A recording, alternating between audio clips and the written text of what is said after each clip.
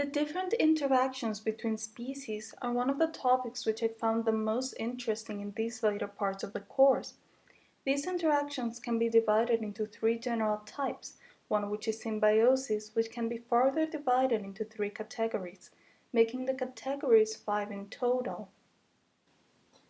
Competition refers to an interaction between species in which they are competing for a certain reason, be it territory, food, or another necessity. Competition can occur both between members of a species and between different species.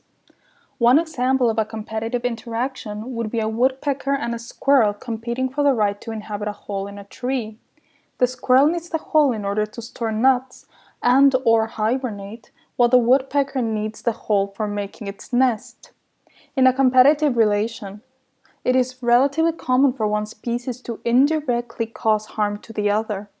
While they would not be causing direct harm, as in predation, a competitive relationship for food can indirectly cause harm to one or both of the species that compete for the food, because when one of the species eats the resource, the other species has less food available, and vice versa. Symbiosis refers to any relationship in which two different biological organisms have a close and long-lasting relationship with each other. The well-being of one or both of the organisms is dependent on the other. The three types of symbiotic relationships are mutualism, commensalism, and parasitism. The first type of symbiotic relationship is mutualism, which refers in a relationship where both organisms are benefited. An example of this type of symbiotic relationship is the ever-popular relationship between the clownfish and the anemone. The clownfish provides fertilizer for the anemone with its waste, while the anemone provides shelter and protection for the clownfish. The second type of symbiotic relationship is commensalism, which refers to a relationship where one organism benefits, while the other is neither harmed nor helped. One example of this type of symbiotic relationship is the relationship between an orchid and a certain type of tree. The orchid is benefited because latching onto the tree allows it to be higher up and to reach more sun, while the tree is neither harmed nor helped by the presence of the orchid.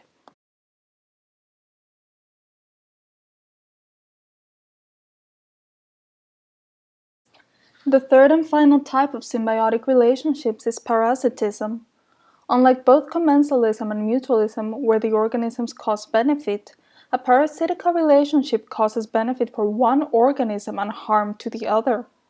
The two participants of a parasitical relationship are the parasite, the one who benefits, and who often depends on the other organism for survival, and the host, the organism that is harmed. The parasite often lives on or in the host. One example of this type of relationship is the relationship between a cat and a tick. The tick benefits by drinking the blood of the cat and living on the cat, while the cat can be harmed by being infected by diseases by the tick. Predation refers to an interaction between species where one species, the predator, hunts and consumes the other species, the prey. This type of relationship occurs most often between members of different species, but there are certain cases where members of the same species will eat each other in a predative relationship. One example of predation is the relationship between the centipede and a certain type of bird. The centipede is the prey, as it is feasted upon by the predator, the bird. The bird uses the centipede in order to bring nourishment to itself, and its beak is adapted so that it can successfully hunt this type of insect, as well as having sharp eyesight. In contrast to competition, predation as a relationship between species causes direct harm to one of the species. When the population of bird grows, for example, the population of centipedes decreases because there are more predators. As stated in the opening definition of this section, there are certain cases where predation will occur amongst members of the same species. One interesting case of this is when there is predation amongst the members of a certain type of shark. This occurs during the gestation and carrying period of a pregnant sand shark.